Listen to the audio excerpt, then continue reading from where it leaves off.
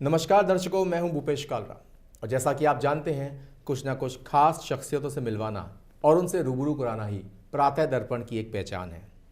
और करदाता, जी हाँ, बात करें हम करदाताओं की, तो जब भी ये जो हमारे देश हैं या जितने भी देश हैं, उन सब का जो इंफ्रास्ट्रक्चर होता है, जो डेवलपमेंट होता है, वो जब करदाता कर देता है, यानी कि टैक्स पेयर जब टैक्स देते हैं तो उससे ही होता है। तो अब आप समझ ही चुके होंगे मेरा इशारा किस ओर है। और वैसे भी 31 दिसंबर बस पास आ ही रही है, तो ये एक अभी हमें जो अपना ITR दाखिल करना है उसकी आखिरी तारीख है।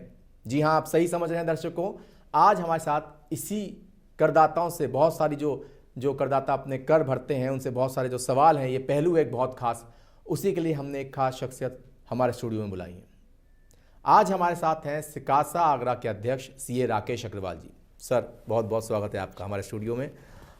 जैसा कि सब दर्शक हमें देख ही रहे हैं और ख़ास बात है कि 31 दिसंबर पास बिल्कुल आ रही है। और सर, 31 दिसंबर आखिरी तारीख है। ये हालांकि पहले भी बढ़ चुके, 31 जुलाई से एक्सटेंड हो चुकी है। तो ये करदाता जो कि इनकम टैक्स पेयर हैं, जिन्हें ITR अपना दाखिल करना है, उनके लिए आखिरी तारीख है, नौकरी पेशा और पेंशनर्स के लिए जी, और शायद व्यापारी जिनका ऑडिट नहीं होता है जी। तो उस बारे में सर कुछ बताइए हमारे दर्शकों को।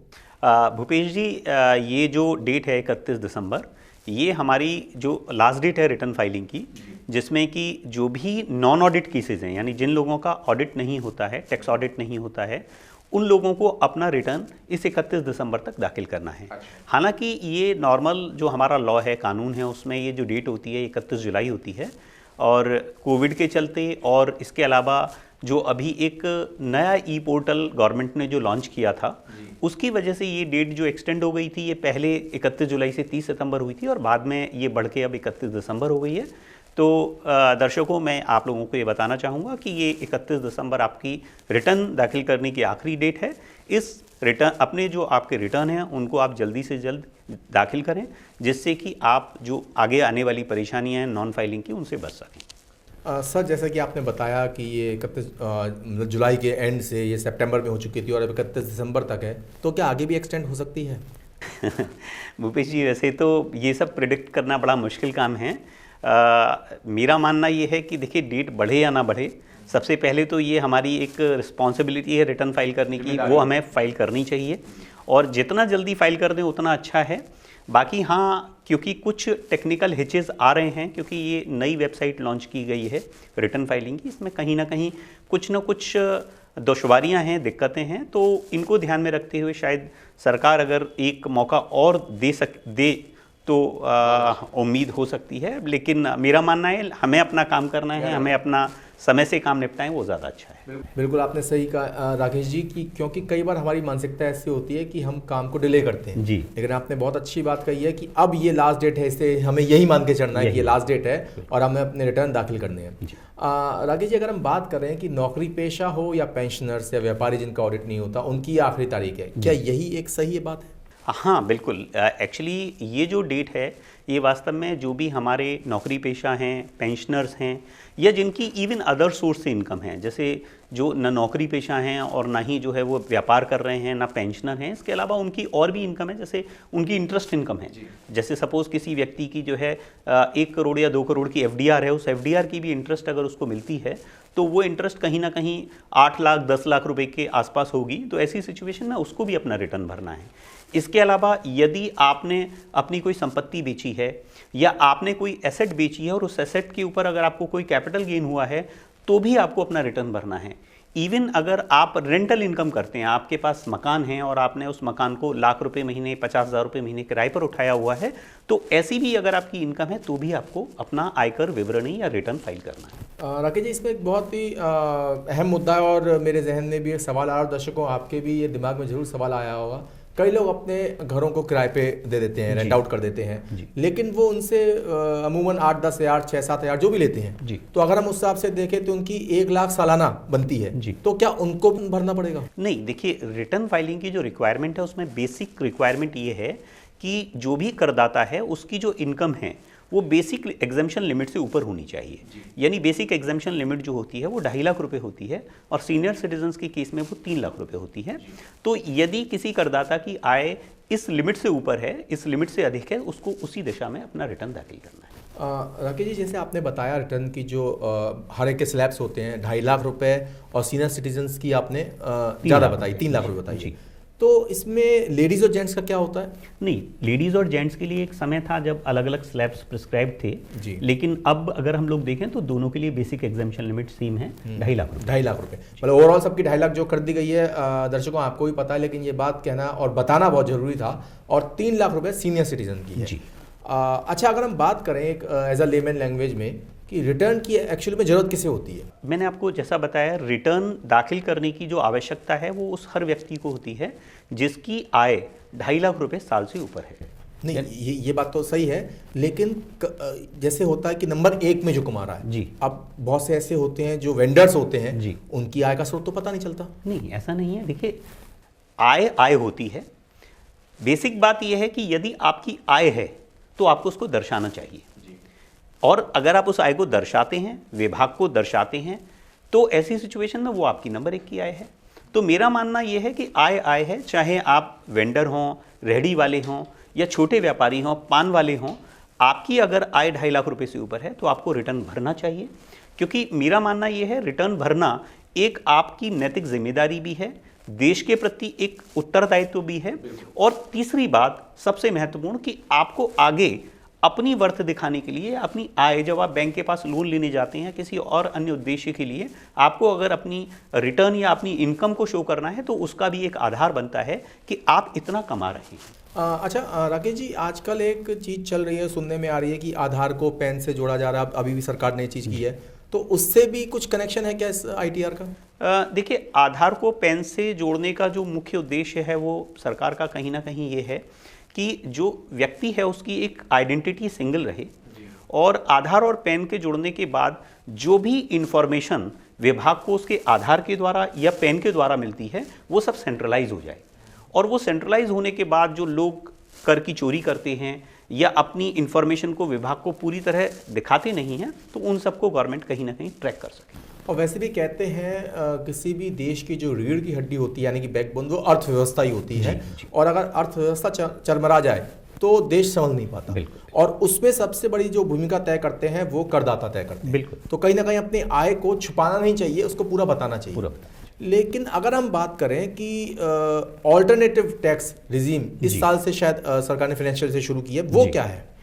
देखिए, हमारे यहाँ जो टैक्स स्लैब था इंडिविजुअल्स के केस में या HUF के केस में, वो टैक्स स्लैब जो था 2.5 लाख रुपए तक कोई टैक्स नहीं हुआ करता था। 2.5 लाख रुपए से 5 लाख के बीच में जो टैक्स रेट होता था वो 5% होता था। 5% जी।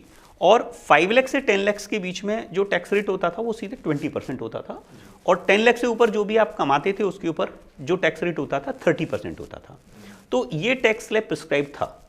अभी सरकार ने इसी वर्ष से, यानी फाइनेंशियल ईयर 2021 से एक ऑल्टरनेटिव टैक्स रिजीम इंट्रोड्यूस की है, जिसका सेक्शन 115 BAC है, जिसके अंतर्गत ये दी गई है। इसमें आपके पास ये ऑप्शन है कि आप जो है कुछ जो छूट मिलती हैं उन छूटों को अगर छोड़ देते हैं, यानी उनका डिडक्शन या बेनिफिट नहीं लेते हैं, तो ऐसी सिचुएशन में आप लोअर टैक्स पर टैक्स पे कर सकते हैं। तो उसमें से एक नया टैक्स स्लैब प्रिस्क्राइब किया गया है।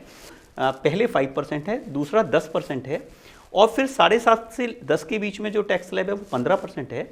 10 से लेके 12.5 के बीच में जो टैक्स स्लैब है वो है 20%, और 12.5 से लेके 15 के बीच में जो टैक्स स्लैब है वो 25% है, और 15 से ऊपर जो भी आप आय कमाएंगे उसके ऊपर जो टैक्स रेट है वो 30% है। दैट मींस पार्ट्स कर दिया उसको। हाँ, मतलब एक तो टैक्स के रेट्स कम कर दिए हैं, और उन रेट्स के जो टैक्सेस, जो रेट ऑफ टैक्सेस हैं वो अलग अलग स्लैब्स पर कम रहेंगे।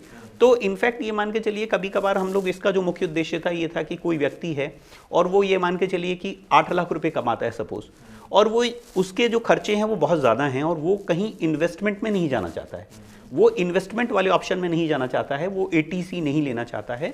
तो ऐसी सिचुएशन में वो क्या करेगा, वो न्यू टैक्स रिजीम को ऑप्ट कर लेगा, 115 BAC को ऑप्ट कर लेगा, और उसके अंतर्गत वो जो टैक्स है वो उसके अकॉर्डिंग पे कर देगा। यानी 2.5 लाख तक जीरो टैक्स, 2.5 से 5 के बीच में 5% टैक्स रेट, फिर 5 से 7.5 के बीच में 10% का, और फिर 7.5 से लेके 8 के बीच में, यानी जो 50,000 है उसके ऊपर जो टैक्स रेट हो जाएगा वो उसका 15% हो जाएगा। तो इस तरीके से अगर आप उसका बेनिफिट लेना चाहते हैं तो ये एक ऑप्शन है, इन दोनों में से कोई भी आप ऑप्शन एक्सरसाइज कर सकते हैं और जिससे आपको बेनिफिट मिल रहा है, जिससे आपका टैक्स कम बनता है, आप उससे अपना रिटर्न भर दीजिए। अच्छा, जो हमारे बिल्कुल नए दर्शक हैं या जो इस साल से जो अब टैक्स भरना चाह रहे हैं, ITR करेंगे अपना, तो उनकी जानकारी के लिए अगर हम जानना चाहें ATC से क्या फ़ायदा होते हैं?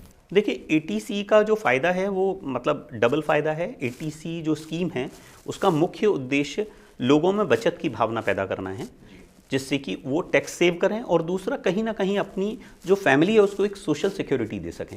जैसे ATC में जो एलिजिबिलिटी होती है, जो इंश्योरेंस प्रीमियम आप पे करते हैं उसकी डिडक्शन मिलती है, PPF में जो पैसा जमा करते हैं उसकी आपको रिबेट मिलती है, डिडक्शन मिलती है, NSC में कोई इन्वेस्टमेंट करते हैं या टैक्स सेवर म्यूचुअल फंड्स होते हैं, टैक्स सेवर FDRs होती हैं, इनमें जो आप 1.5 लाख रुपए तक का इन्वेस्टमेंट करते हैं उस 1.5 लाख रुपए की छूट आपको अपनी आय में से मिल जाती है।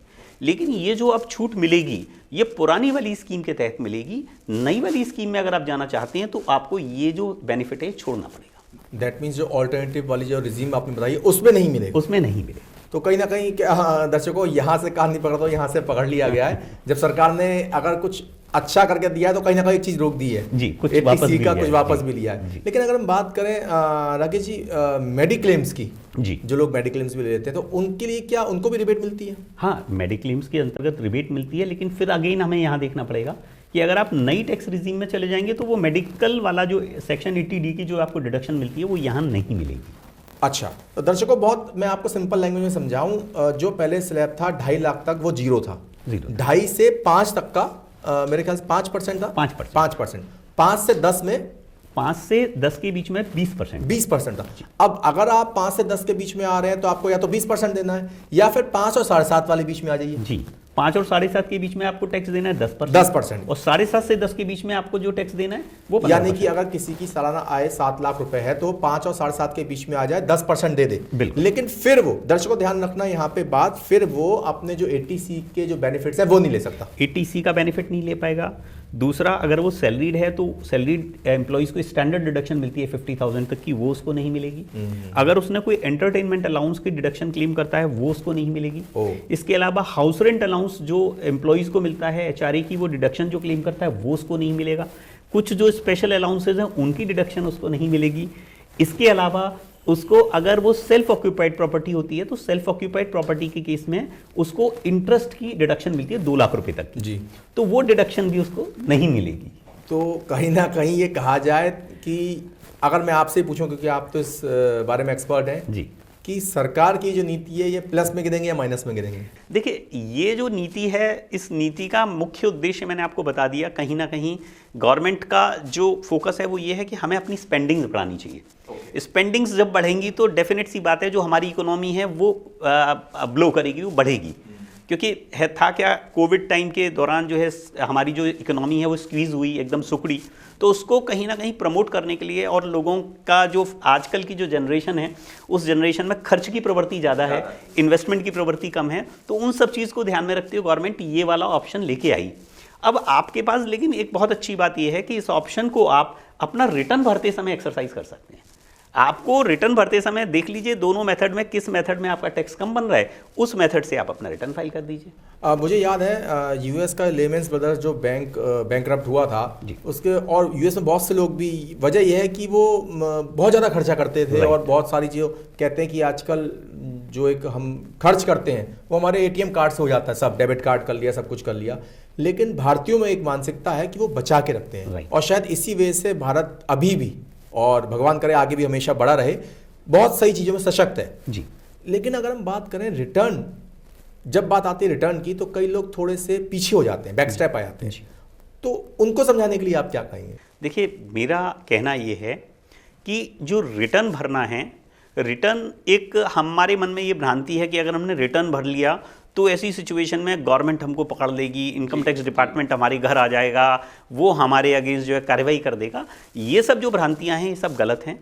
देखिए, मैं आपको दर्शकों सबसे महत्वपूर्ण बात बताना चाह रहा हूँ, जो लोग रिटर्न नहीं भरते हैं और जिनकी आय टैक्सेबल है वो लोग रिटर्न भरना चालू कर दें।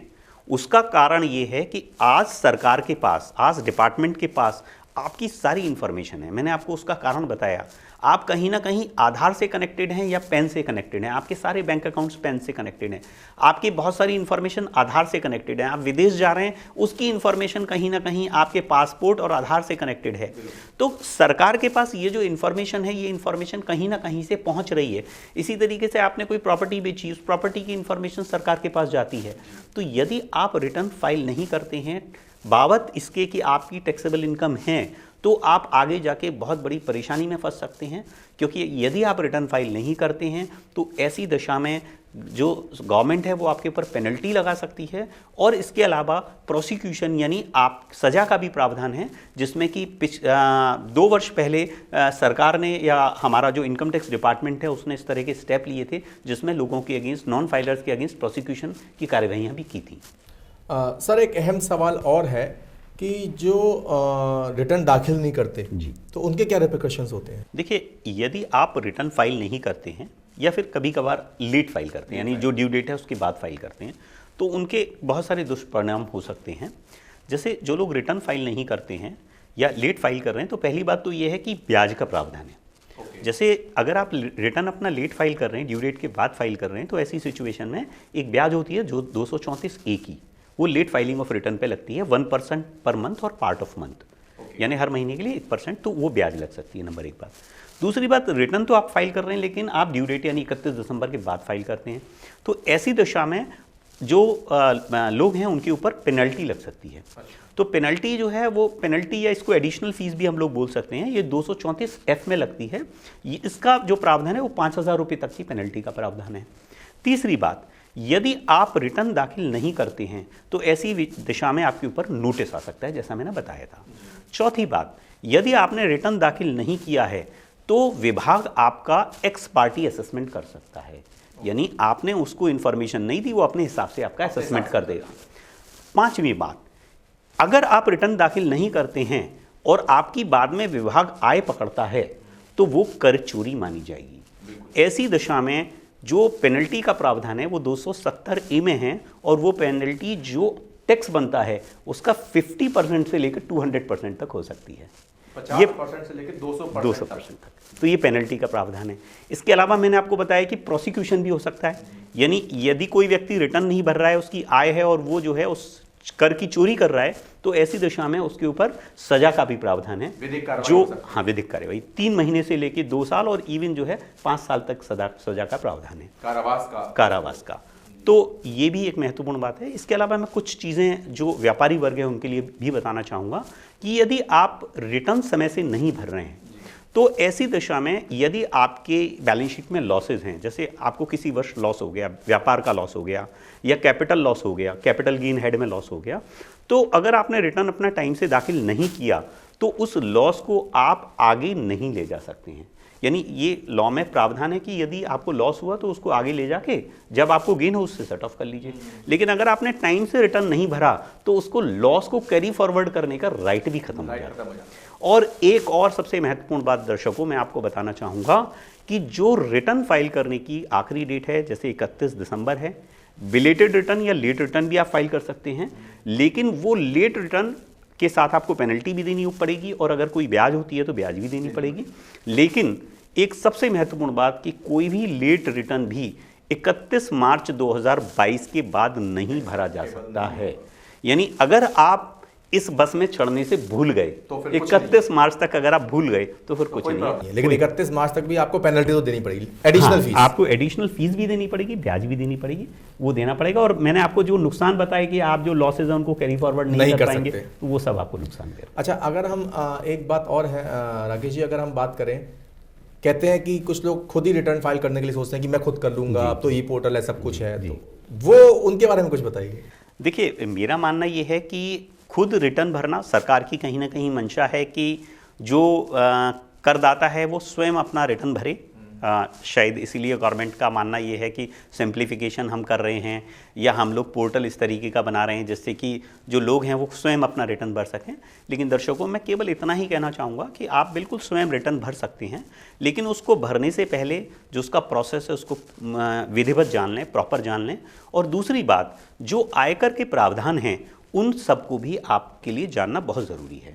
अगर आप सैलरी क्लास हैं और छोटा मोटे आपका सैलरी या इंटरेस्ट की इनकम है तो उस रिटर्न को भरना कोई बहुत मुश्किल काम नहीं है। लेकिन जब बहुत सारी टेक्निकल चीज़ें हो जाती हैं, जब उसमें कैपिटल गेन भी आ जाता है, जब आपकी अदर इनकम्स भी आ जाती हैं, बिजनेस इनकम भी आ जाती हैं, तो कहीं ना कहीं थोड़ा सा मुश्किल हो जाता है। तो ऐसी सिचुएशन में आप एक्सपर्ट की मदद ज़रूर लें, जिससे कि आप गलत इन्फॉर्मेशन विभाग को ना दें, क्योंकि गलत इन्फॉर्मेशन विभाग को देने की दशा में आपकी पेनल्टीज और प्रोसीक्यूशन, क्योंकि आप खुद फंसेंगे उसमें। और इसमें मुझे एक राकेश जी एक बहुत अच्छी कहावत याद आती है, नीम हकीम खतरे जान जी। कहते हैं कि जब किसी को पेट में दर्द हुआ, ऐसे में दर्द हुआ, तो वो केमिस्ट के पास जाके गोली ले आते हैं, लेकिन ये बहुत गलत होता है। आपको उसी एक्सपर्ट यानी कि डॉक्टर के पास जाना होगा, एडवाइस लेनी होगी, क्योंकि हर एक की बॉडी केमिस्ट्री अलग होती है। उसी तरह से हम कनेक्ट करते हैं यहीं पे बात। हम लोग सोचते हैं कि हम लोग कर सकते हैं, लेकिन कर सकते हैं, बहुत अच्छी बात है, करना भी चाहिए, लेकिन एक्सपर्ट्स होते हैं जो आपको एक्सपर्ट एडवाइस देते हैं और वही बताते हैं किस तरह से चीज़ें हो सकती हैं।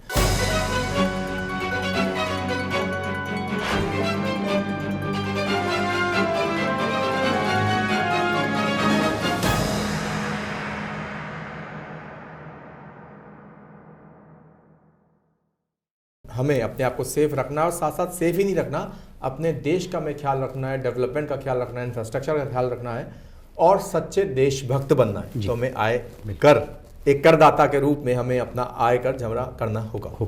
लेकिन अगर हम बात करें रिटर्न भरते समय, तो उसमें एक नॉर्मल इंसान को क्या क्या ध्यान रखना चाहिए? देखिए, जब आप अपना रिटर्न भरने जा रहे हैं तो सबसे महत्वपूर्ण बात तो ये है कि आप जो भी अपनी आय है, जो भी आपकी इनकम है, उस इनकम का सही आकलन कर लें, उसकी एक डिटेल तैयार कर लें कि आपको इन सोर्सेज से, इन जगह से इनकम मिली है।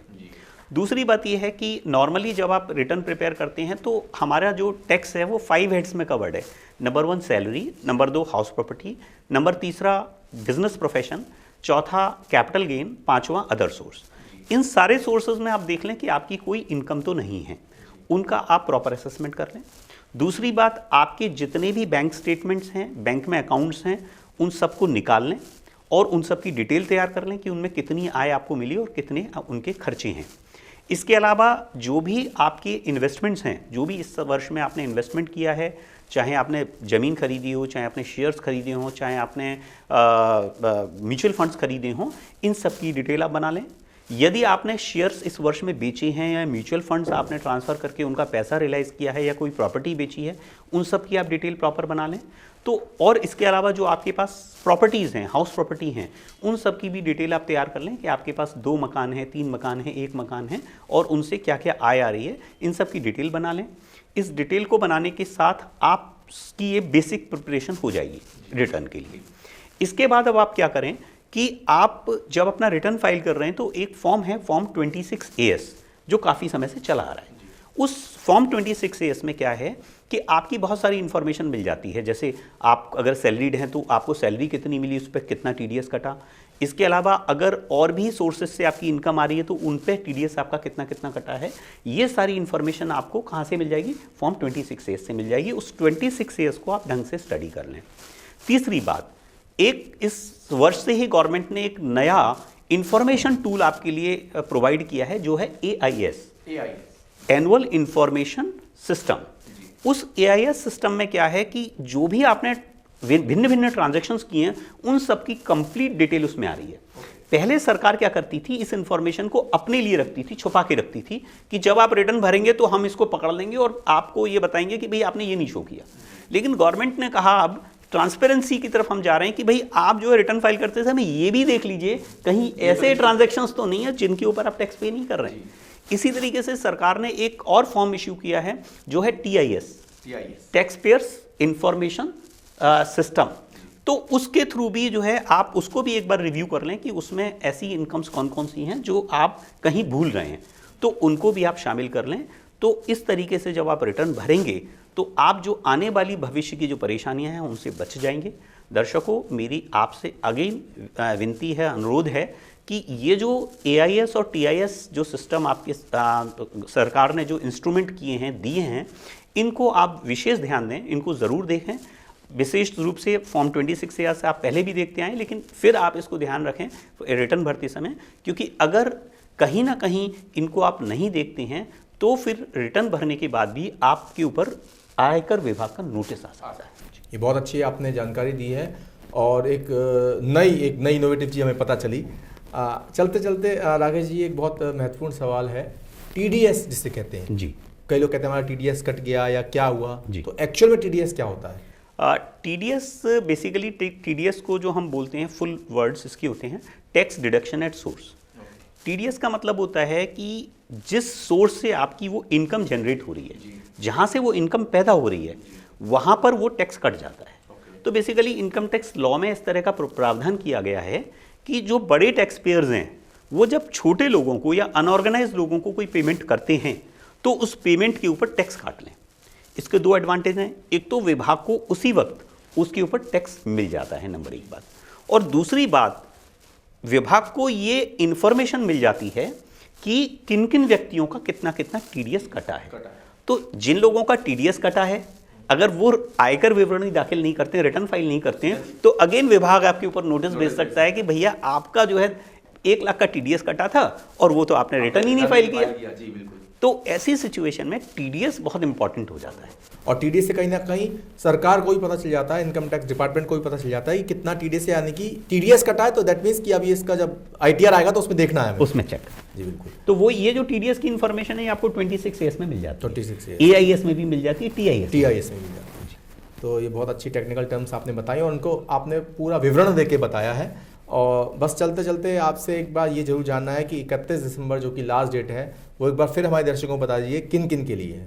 देखिए, जो 31 दिसंबर लास्ट डेट है वो हर व्यक्ति के लिए है, केवल उन व्यक्तियों को हम छोड़ दें जिनका कि ऑडिट होना है। तो जो लोग ऑडिट में फॉल कर रहे हैं उन लोगों के लिए जो डेट है वो सबसे पहले ऑडिट जिनका होता है उनको अपनी ऑडिट रिपोर्ट अपलोड करनी होती है। ऑडिट रिपोर्ट अपलोड करने की जो डेट है वो 15 जनवरी है और उसके बाद उनको अपना रिटर्न फाइल करना है ऑडिट वालों को, वो है 15 फरवरी। इसके अलावा बाकी जितने भी लोग हैं उन सब के लिए जो डेट रहेगी ये 31 दिसंबर ही रहेगी। 31 दिसंबर लास्ट डेट है।